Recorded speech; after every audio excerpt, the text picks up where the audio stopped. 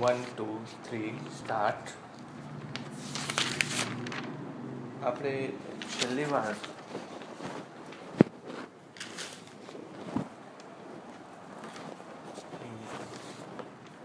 આપણે ચાક ગતિ વિશેના 2 લેક્ચર લીધેલા અને એ 2 લેક્ચરમાં આપણે કોણીય વેગ અને રેખીય વેગનો સંબંધ, એ જ ઉપરાંત કોણીય પ્રવેગ અને રેખીય પ્રવેગનો સંબંધ લીધેલો. એકાદું દાખલો પણ આપણે કરેલો હતો. હવે છેલ્લે જે આપણે દાખલા લીધા એમાં મેં તમને કંઈક આલ્ફા આપેલું હોય અને એનો ઉપયોગ કરીને તમારે કંઈક ખૂણો મેળવવાનો હોય કે એવી કંઈક વાત કરવાની આવતી હતી. એક દાખલો આવો લીધેલો, એ ગણાવીએ દીધો છે એટલે ફરીથી લેશું નહીં. એમાં એવું કીધું હતું કે alpha is equal two 2t. એમાં initial angular velocity omega I is equal two 0 હતું અને તમને એવું પૂછ્યું હતું કે એ નેટ કેટલું થાય જ્યારે t બરાબર 2 સેકન્ડ હોય તો, અને એમાં આરની કિંમત તમને 1 મીટર આપી દીધેલી. એટલે આ ગણતરી આપણે કરેલી જ છે, એટલે અત્યારે આ ગણતરી આપણે લેશું નહીં. પણ એના જેવો જ એક બીજો એક્ઝામ્પલ લઈ લઈએ. એની અંદર આવી વાત છે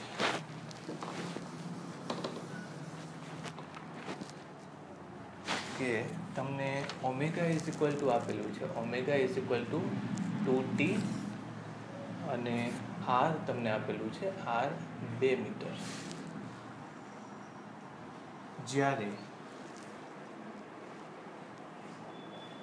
જ્યારે એ આર અને એ નેટ વચ્ચેનો ખૂણો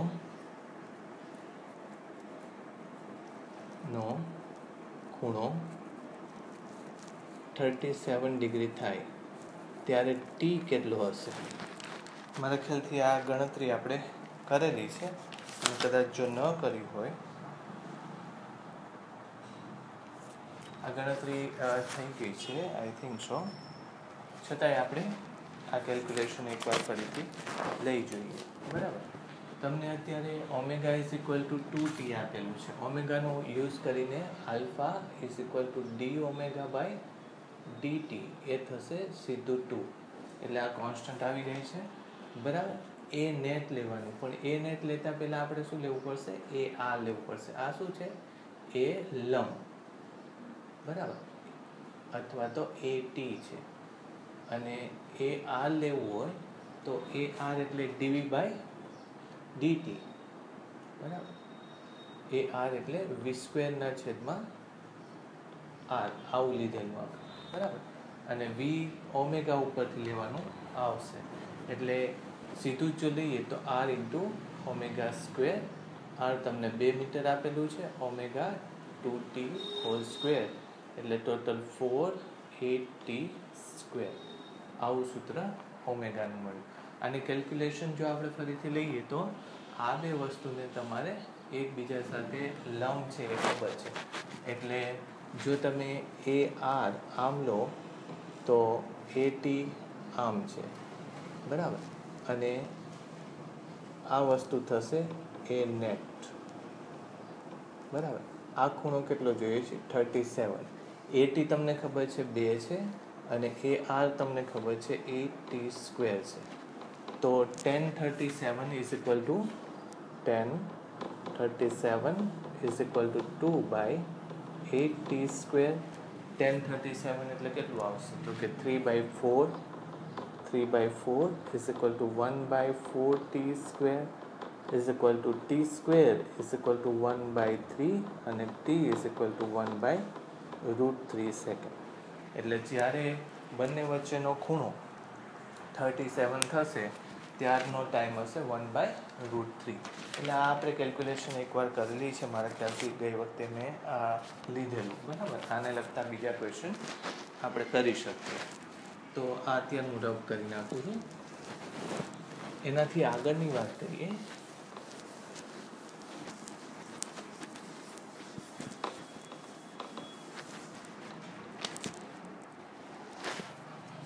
જો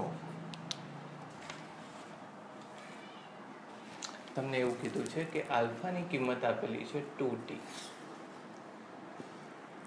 ઓમેગા આઈની કિંમત એટલે કે શરૂઆતનો કોણીય પ્રવેગ 0 રેડિયન પર સેકન્ડ, આરની કિંમત છે 1 મીટર, એ નેટ ટી બરાબર 2 સેકન્ડ પર angle theta between a net and a આ એ તમને પૂછ્યો છે. થીટા શું હશે, ક્યારે આ બે વચ્ચેનો ખૂણો શું હશે, અનલાઇટ. તો ફરીથી આવી જ રીતે કેલ્ક્યુલેશન કરવી પડશે. તમને અત્યારે આલ્ફા આપી દીધો છે એટલે આલ્ફાનો પ્રોબ્લેમ નથી. આલ્ફા શું છે, એ T is equal two 2t, બરાબર. હવે એ જ રીતે એ આર લેવાનો છે, બરાબર. એ આર તમને ઓમેગા ઉપરથી મળે અને આલ્ફા ઉપરથી વી ઉપરથી પણ મળે, એટલે આવું લઈ લેશું ઇક્વેશન 1. આ શું છે તો કે ટી બરાબર 2 સેકન્ડ પર ઓમેગા છે, બરાબર. તો હવે આલ્ફા ઇઝ ઇક્વલ ટુ તમને ખબર છે, alpha is equal to D omega by DT. Therefore omega is equal to alpha into DT અને એનું સંકલન. પછી આલ્ફા છે 2t, 2 એનું સીધું જ કરી નાખવું, ટી 2t છે એટલે 2t²/2, તો એ આવશે t, બરાબર. હવે જો હું ઓમેગાની લિમિટ લઉં, કઈ લખશું, ઓમેગા આઈ થી ઓમેગા, તો આ શું થશે, 0 થી લઈને 2 second, omega minus omega I is equal to 2, તો ઓમેગા ઇઝ ઇક્વલ ટુ શું થશે, 2 સેકન્ડ. ઓમેગા આઈ શું છે, એમાં 0 છે, ઓમેગા આઈ 0 તમને આવું આપવું જ પડશે, બરાબર. ઓમેગા 2 સેકન્ડ મળી ગયું, તો એના ઉપરથી તમને એ આર મળી જશે. એ આર છે 1, અહીંયા 1 મૂકશું, ઓમેગા 2નો સ્ક્વેર એટલે થશે 4 રેડિયન પર સેકન્ડ. ફરીથી કેલ્ક્યુલેશન માટે આ એ આર થશે, આ એ ટી થશે અને આ થશે એ નેટ, બરાબર. આ થશે થીટા. તો ટેન થીટા બરાબર શું થાય, ટેન થીટા બરાબર એટી. એટી 2 સેકન્ડે, તો 2 સેકન્ડે એટી શું છે, 2t પહેલાં લખી નાખીએ અને upon A R. A R 2 second ઉપર શું આવ્યું, સોરી આવ્યું 2 સેકન્ડ ઉપર એ આર શું આવે છે, 4, અને આ છે 2t, એટલે એ આર એટલે 4 થશે. તો t/2 અને 2 એટલે આ થશે 1. થીટા કેટલો એંગલ બનશે, 45 ડિગ્રી, બરાબર. તો આવી રીતે નાના મોટા આ ક્વેશ્ચન પણ એમ્સનો જ છે, બરાબર. અને એકવાર કદાચ પીએમટી લોકલ કેરલા કે એમાં ક્યાંક આ ક્વેશ્ચન આવેલો છે, આનો આ જ ક્વેશ્ચન, બરાબર. તો આ ક્વેશ્ચન એકવાર નોટ કરી નાખો ઝડપથી, બરાબર. જોઈ લો શું કર્યું, કેવી રીતે કર્યું.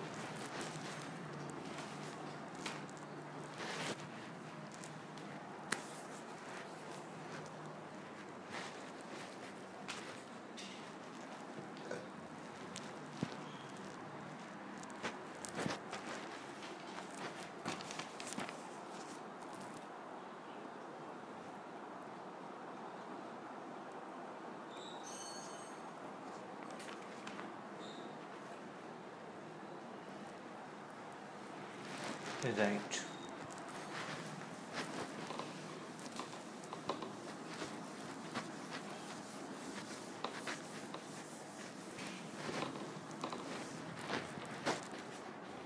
એક હજુ વધારે એક ક્વેશ્ચન લઈ લઈએ, જેટલા વેરિયેબલ્સ છે એને લગતા એક ક્વેશ્ચન લઈએ એટલે ક્લિયર થઈ જાય. ઓમેગા ઇઝ ઇક્વલ ટુ 2√θ આ આપેલું છે. તમને એમ કીધું છે આલ્ફા કેટલો, અને આલ્ફા શેના સ્વરૂપમાં, થીટાના સ્વરૂપમાં, right, as a function of theta. એટલે થીટાના સ્વરૂપમાં આપણે આલ્ફા મેળવવું છે. તો આનું કંઈ આમ તો કરવાનું નથી, સીધું તમે શું કરશો કે alpha is equal to D omega by alpha is equal to D omega by DT, આવું થશે, પણ ટી નથી તમારી પાસે, તો ટીની વેલ્યુ આવી રીતે લેશું, d omega by d theta into d theta by d t. બરાબર. D omega by d theta એટલે આનું વિકલન કરો તો શું થાય? રૂટ થીટાનું વિકલન 1/2 રૂટ થીટા થાય. બરાબર, ક્લિયર? એટલે ઓમેગાનું થીટાના સ્વરૂપમાં આટલું આવ્યું. D theta by d t એ ફરીથી પાછો ઓમેગા છે, એટલે 1/રૂટ થીટા, અને ફરીથી આ ઓમેગાની વેલ્યુ કેટલી મૂકી દેશું? 2 રૂટ થીટા મૂકી દો, ઇઝ ઇક્વલ ટુ આન્સર આવશે 2. બરાબર. તો શેના સ્વરૂપમાં લેવાની ટ્રાય કરીએ આપણે? થીટાના સ્વરૂપમાં. એટલે આપણે એમ કહેવાય કે થીટાથી સ્વતંત્ર છે. બરાબર. તો આવો આન્સર આવશે. આ પણ કોઈ એક્ઝામમાં આવેલો ક્વેશ્ચન છે, આને પણ લખી નાખો એકવાર.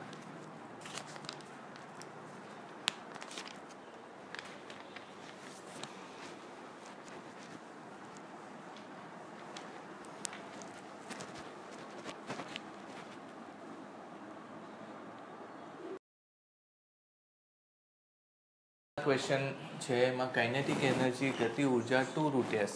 એસ શું છે? અંતર છે. થીટા 45 કોની વચ્ચેનો? AR અને A નેટ વચ્ચેનો એંગલ 45 થાય. ક્યારે થાય? એ કયો સમય છે એ આપણને પૂછ્યું. આ તમને આપેલો છે 1 મીટર. તો આ થોડી લેન્ધી કેલ્ક્યુલેશન થાય. એમાં ગતિ ઉર્જા 1/2 mv² is equal to 2 root S આવું લખાશે. બરાબર. એના ઉપરથી આપણે v લેવો જોઈએ. v શું થશે? તો કે 2s ની 1/4 પાવર અને રૂટ m. આ થશે v. ઓકે.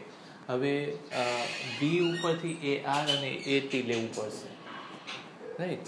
તો AR શું થશે? AR એટલે v²/r. v² એટલે આનો સ્ક્વેર થશે, એટલે 4s નું રૂટ થશે, અને m આવો આવશે. આ AR થશે. AT એટલે શું? તો કે AT એટલે આનું, આ શું છે? વેગ નથી. વેગ નથી. શું છે? ઝડપ છે. અને ઝડપનું સમય સાથેનું વિકલન એ શું આપે છે? તો આપણને ખબર છે કે સ્પર્શકીય દિશાનો પ્રવેગ આપે છે. એટલે dv/dt એ લખીએ તો 2/રૂટ m. એસનું વિકલન લઈએ તો એસના 1/4નું વિકલન લઈએ તો 1/4s, પછી 1/4 માઇનસ 1 એટલે શું થશે? -3/4. પછી એસનું લેવું પડશે ds/dt, રાઈટ? આવું થશે. આને જો લેશું ફરીથી તો 1/2 રૂટ m, પછી એસની 3/4 પાવર આવું થશે. ds/dt એટલે વળી પાછું v આ મૂકી દઈએ, એટલે 2s 1/4 પાવર રૂટ m. 2 નીકળી ગયા. રૂટ mનું થઈ જશે 1/m. ચાલો, એસનું આ નીચે આવશે એટલે શું થશે? તો કે 2/s ની પાવર 2/4 એટલે એસનું રૂટ થઈ ગયું, એટલે આ 80 થઈ ગયું. બરાબર. હવે તમને એમ કીધું છે કે ખૂણો કેટલો થવો જોઈએ? 45 થવો જોઈએ. તમને ખબર છે કે tan થીટા બરાબર 80/AR એવું થશે. બરાબર. કોની વચ્ચેનો ખૂણો? તો કે AR અને A નેટ વચ્ચેનો ખૂણો જો 45 હોય, આવી રીતે આ AR છે, આ AT છે, આનું ટોટલ થશે A નેટ, આ 45 છે, તો 80/AR થશે. એ એંગલ જો 45 હોય તો આ 1 થઈ જશે, 80/AR. તો 80 ઇઝ ઇક્વલ ટુ AR એવું થશે. અત્યારે બેને કમ્પેર કરી નાખો તો 4 રૂટ s બાય, ઓકે, તો આ ds/dt ની વેલ્યુ આટલી થશે. એસને તમે જો આવી રીતે લઈ આવો, ds s⁴ is equal to 2/રૂટ m dt. બરાબર. તો હવે આનું સંકલન કરશો તો s ઉપર જશે એટલે s⁻1/4 પ્લસ 1. બરાબર. એટલે આ થશે s⁻1/4 પ્લસ 1. આ કેટલું થાય? તો કે 3/2 જેટલું થાય. બરાબર. ઇઝ ઇક્વલ ટુ 2/m અને t. therefore આ થશે s^3/2 is equal to આવી કંઈક વેલ્યુ આવશે 2/mt, કરેક્ટ? અને આ રૂટ એમ છે, રાઈટ? તો એસની વેલ્યુ હવે કેટલી મૂકી દઈએ? જ્યારે થીટા ઇઝ ઇક્વલ ટુ 45 હોય ત્યારે એસની વેલ્યુ 1/4 આવેલી, એટલે ત્યારે ટીની વેલ્યુ જો લઈએ તો ટી આ 2 નીકળી જશે, એટલે √m/3, પછી s^3/2, પછી √m/3, અને એસની વેલ્યુ લઈ લો તમે 1/4, અને આ થશે 3/4, સોરી, નહીં તો 3/4 નું root. Okay, is equal to આની વેલ્યુ √m/3, પછી 1/4 નો 4th પાવર એટલે √2 થશે, બરાબર? એટલે આ થશે √2 નો ક્યુબ, બરાબર? તો √2 નો ક્યુબ શું થશે? 2√2, બરાબર? એટલે √m/2 ઇન્ટુ 3 એટલે 6√2.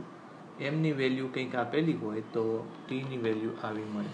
થોડો લેન્ધી ક્વેશ્ચન છે, પણ એકવાર આ ક્વેશ્ચન જોવો, કેલ્ક્યુલેશન કરવી. નીટ માટે આવું આવવાની શક્યતા નથી, બરાબર?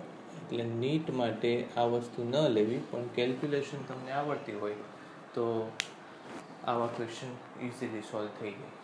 ઝડપથી આને નોટ કરી લો.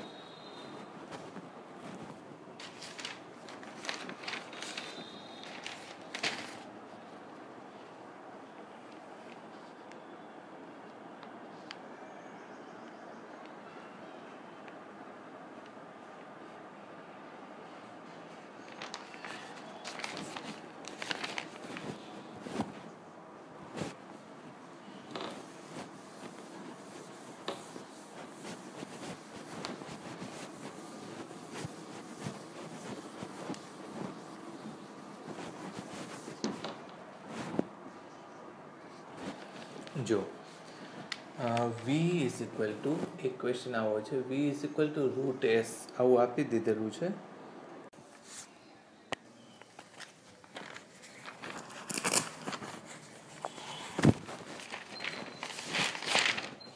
એના જેવો જ એક ક્વેશ્ચન છે, એ લઈ લઈએ. v એમાં ઝડપ આપેલી છે, v is equal to √s, આરની વેલ્યુ 1 મીટર છે, AR ટી જ્યારે 1 સેકન્ડ હોય ત્યારે theta between AR and ANET જોઈએ છે, બરાબર?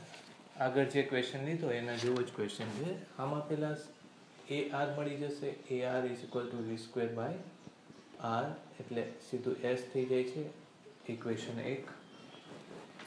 પછી AT જો લઈએ તો AT એટલે dv/dt, dv/ અને આનું સીધું એક ઇક્વેશન લખી રાખું, dv/ds અથવા તો dv/dx. v ની વેલ્યુ શું છે? v છે √s, આનું s ની સાપેક્ષે વિકલન કરો તો 1/2 √s, તો આ થશે 1/2, અચળ આવે છે, બરાબર? હવે t is equal two 1 second હોય ત્યારે તમારે s ની વેલ્યુ જોશે. પહેલાં તો થીટા જોઈએ છે, એટલે શું લખશો? tan θ is equal to AT/AR. AT ની વેલ્યુ 1/2 ફિક્સ આવી, અને AR ની વેલ્યુ s, એટલે 1/2s. આ ઇક્વેશન 2. આના ઉપરથી આપણને થીટા મળશે. t જ્યારે 1 સેકન્ડ હોય ત્યારે s કેટલું એ ફાઇન્ડ કરવું છે, તો એ આના ઉપરથી આવશે. v ની જગ્યાએ શું લખશો? ds/dt is equal to √s, therefore ds/√s is equal to dt, therefore s⁻²² ds is equal to dt. s⁻² આ ટોટલ કેટલું થશે? -1/2 થશે. આ ટોટલ કેટલું થશે? તો કે 1 - 1/2 1 minus 1 by 2 is equal to t. તો આ થશે 1 by 2, ઉપર આવી જશે 2 અને 2 by root s. આવો કંઈક આનો આન્સર આવશે, બરાબર. t ની વેલ્યુ 1 છે તો s is equal to 2 by 1, તો s ની વેલ્યુ કેટલી આવશે? 4. રાઈટ, એને આમાં મૂકી દો એટલે tan theta is equal to 1 by 2 into 4.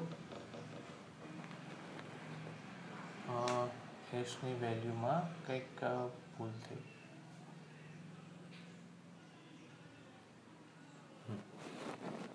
આ કેલ્ક્યુલેશન ફરીથી જુઓ અહીંથી. આ થશે 2 અને આ થશે root s equal to T. therefore root s value મૂકી દો 2 રૂટ s અને t ની વેલ્યુ 1 મૂકી દો તો s ની વેલ્યુ થશે 1 by 4 થશે.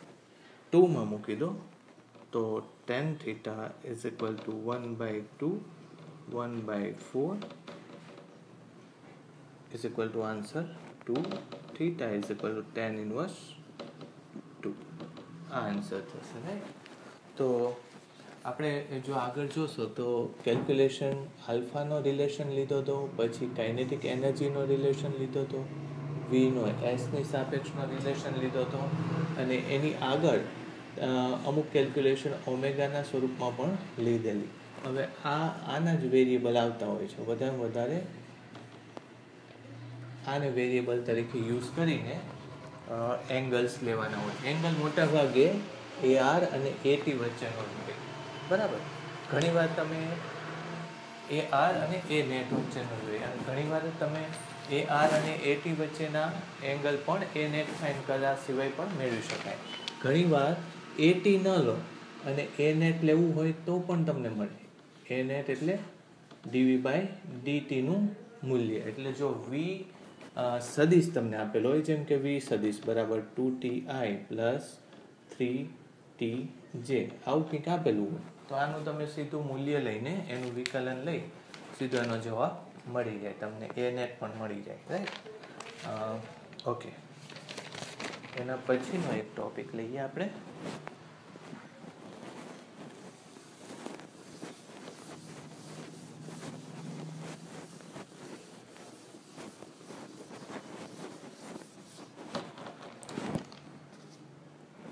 હેડિંગ છે radius of curvature. Radius of curvature, અથવા એને આપણે કહીએ છીએ વક્રતા ત્રિજ્યા. હવે વક્રતા ત્રિજ્યા ઓપ્ટિક્સમાં આવે છે, એમાં અરીસા કે લેન્સની વક્રતા ત્રિજ્યા લેતા હોય છે, પણ એ આનાથી થોડું જુદું છે. એકચ્યુઅલી જો તમને ખબર હોય તો એ ગોળામાંથી જ આવેલું છે. ગોળાનો નાનો ભાગ કાપીને આ ભાગ તમારી પાસે હોય તો એની ત્રિજ્યા તમે આખા ગોળાની ત્રિજ્યા બરાબર લેતા, બરાબર. તો વાત એ જ છે કે તમારી પાસે કોઈ આવો માર્ગ હોય, બરાબર, આવી રીતે, તો આ ભાગની વક્રતા ત્રિજ્યા લેવી હોય તો તમારે એનો નાનો એવો સેક્શન લઈ લેવાનો. એનો જે ચાપ છે ધારો કે આવો છે તો આખો ગોળો આ રીતે બનાવવાનો, અને આ જે ત્રિજ્યા બને એને વક્રતા ત્રિજ્યા કહેવાય. એટલે આ ભાગને આ રીતે નાનો ગોળો વિચારીને આ એની વક્રતા ત્રિજ્યા થશે. પછી એવી રીતે ધારી લો કે અહીંયાથી આમ લેશો તો આ પણ શું થશે? એની નાના ગોળાની વક્રતા ત્રિજ્યા થશે. આપણે અમુક પોઝિશન લઈએ. આ A છે, ધારો કે આ B પોઝિશન છે, અને આ નાનો ભાગની પોઝિશન C છે, બરાબર. તો કોની વક્રતા ત્રિજ્યા વધારે કહેવાય, કે કોની વક્રતા ત્રિજ્યા વધારે છે? 3 બરાબર. તો આની વક્રતા ત્રિજ્યા વધારે કહેવાશે, આ ભાગની વધારે કહેવાશે કે આ ભાગની? નેચરલી તમને એમ થાય કે વક્રતા ત્રિજ્યા આની વધારે. આની વક્રતા ત્રિજ્યા વધારે નથી, એની વક્રતા વધારે છે, બરાબર. એને જે કર્વેચર છે એ વધારે છે, રેડિયસ ઓફ કર્વેચર વધારે નથી. એટલે કર્વેચર એ વક્રતા ત્રિજ્યાના વ્યસ્ત પ્રમાણમાં હોય છે. જેનો કર્વેચર વધારે હોય એનો રેડિયસ ઓફ કર્વેચર કેવું થશે? ઓછો થશે. એટલે આનો રેડિયસ ઓફ કર્વેચર વક્રતા ત્રિજ્યા ઓછી છે, આની વક્રતા ત્રિજ્યા વધારે છે.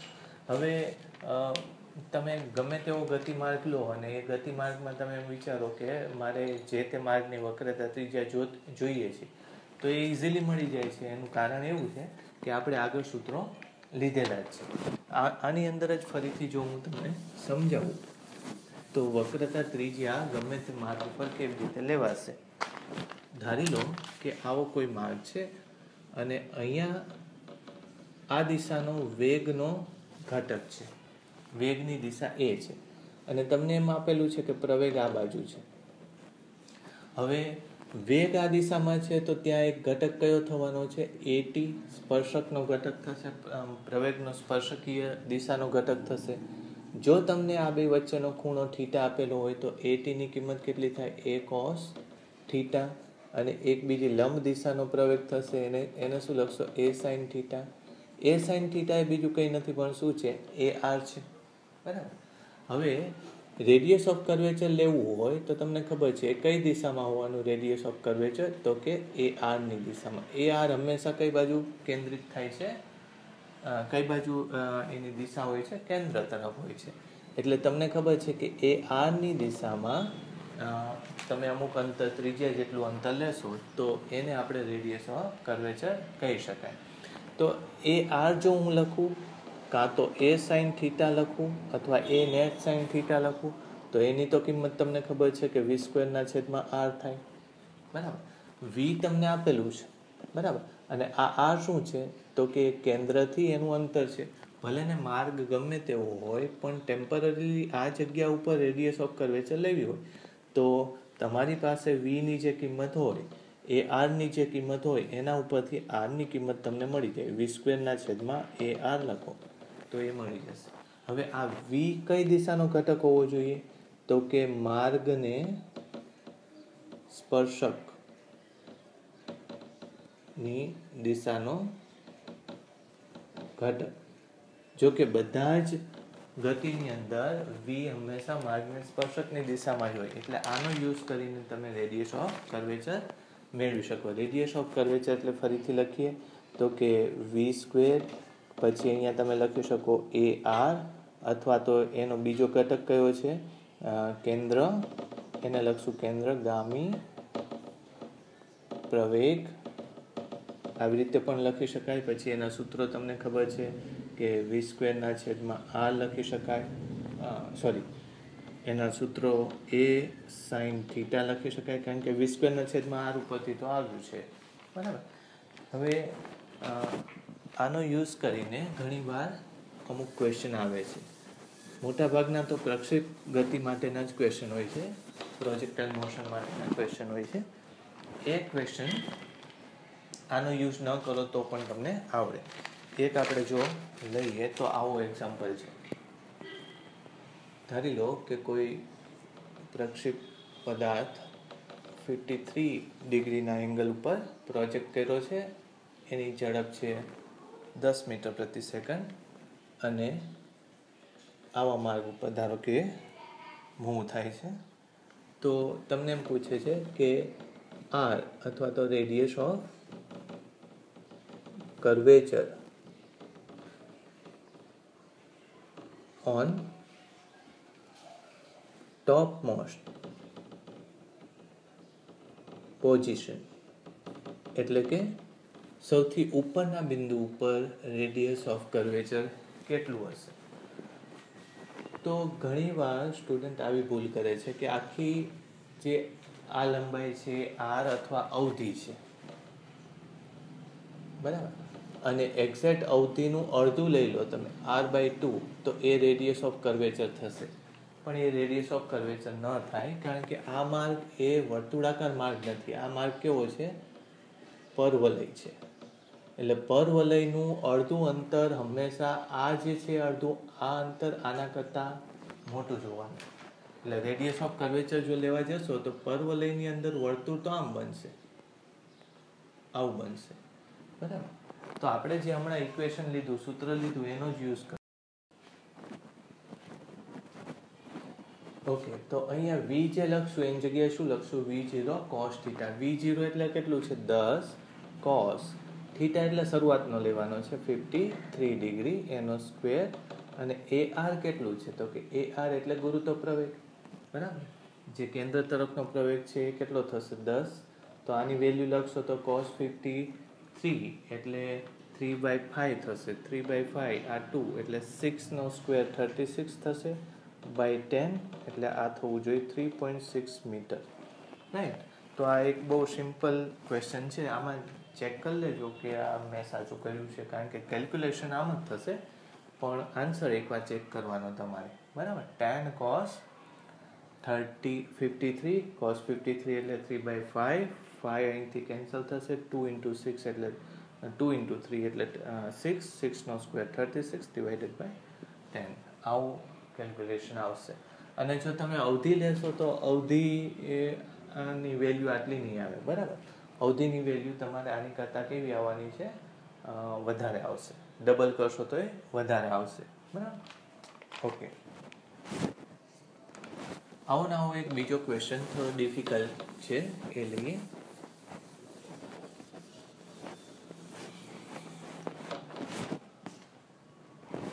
એમાં પણ ક્વેશ્ચન એ જ છે કે અમુક માર્ગ પ્રક્ષેપ પદાર્થને આપણે કેટલા 53 ડિગ્રીના એંગલ ઉપર છોડીએ છીએ. એની જે ઇનિશિયલ વેલોસિટી પ્રારંભિક જે વેગ છે એ 50 મીટર પ્રતિ સેકન્ડ છે અને તમને રેડિયસ ઓફ કર્વેચર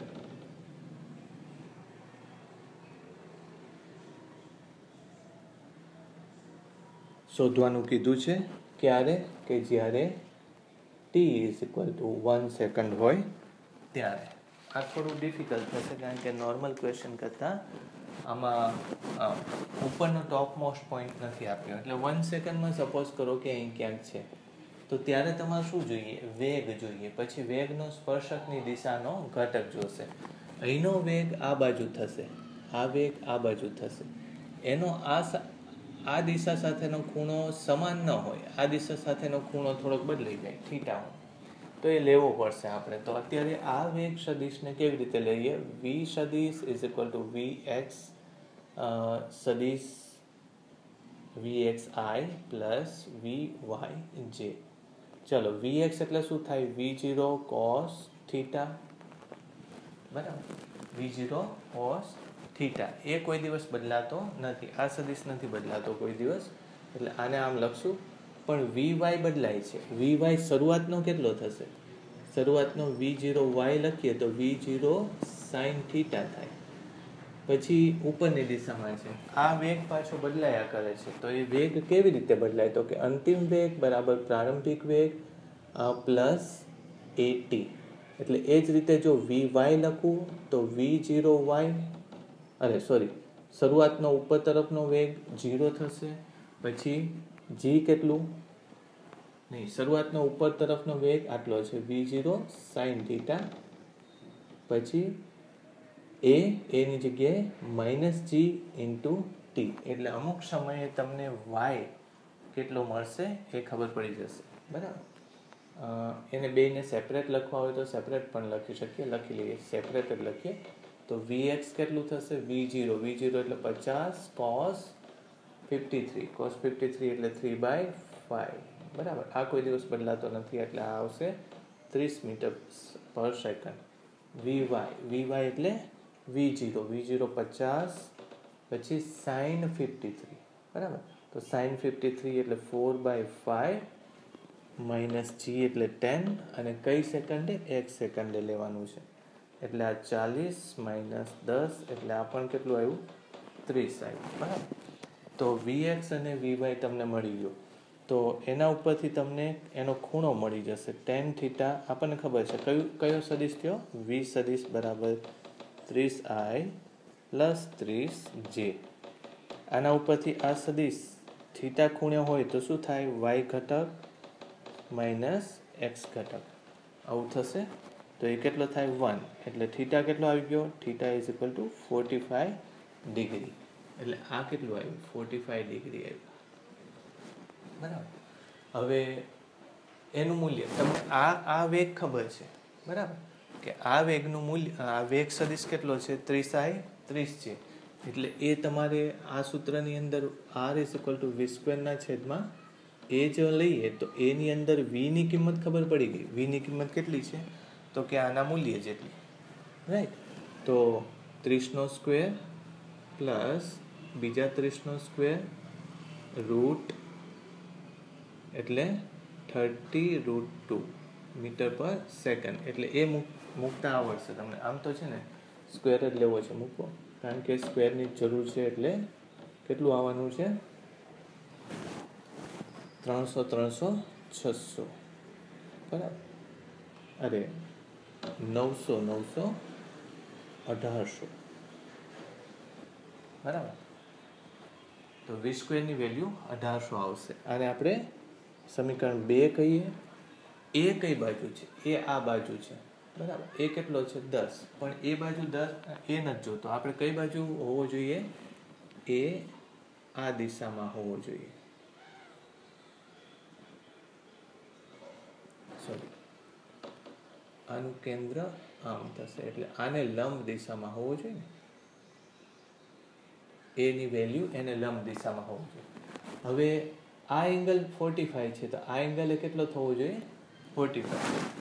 આ સદિશને લંબ ત્રિજ્યા થાય, આ ન થાય. સમજો શું કામ? કારણ કે આ જે છે પરવલયાકાર માર્ગ છે. પરવલયાકાર માર્ગની આ વક્રતા ત્રિજ્યા એ આટલી નથી, બરાબર. એટલે સમજવાનું કે આટલા નાના માર્ગની આવી રીતે કંઈક વક્રતા મળશે તમને, બરાબર. તો આનો આ દિશાનો ઘટક લેવાનો છે. એટલે 10નો કઈ દિશાનો? 45ની દિશાનો ઘટક લેવાનો છે. એટલે અત્યારે જે એ લખું છું એ g cos 45 આવું લખાશે. એટલે 10/√2 આવું થશે. વેલ્યુ મૂકી દો તો r = v², એટલે 1800 ભાગ્યા 10 ગુણ્યા √2, આટલું થશે 180√2 મીટર પર સેકન્ડ. આ એની વક્રતા ત્રિજ્યા થશે, બરાબર. એટલે આપણે વક્રતા ત્રિજ્યાના ક્વેશ્ચન લીધા. એમાં એક પરવલયાકાર માર્ગનો આપણે ક્વેશ્ચન લીધો. તો આટલું આપણે રાખીએ. આવતી વખતે આપણે ડાયનેમિક્સની વાત કરશું. એમાં કેન્દ્રગામી પ્રવેગની આપણે થોડી ડિસ્કશન એડ કરશું. આટલું તમે કરી નાખજો.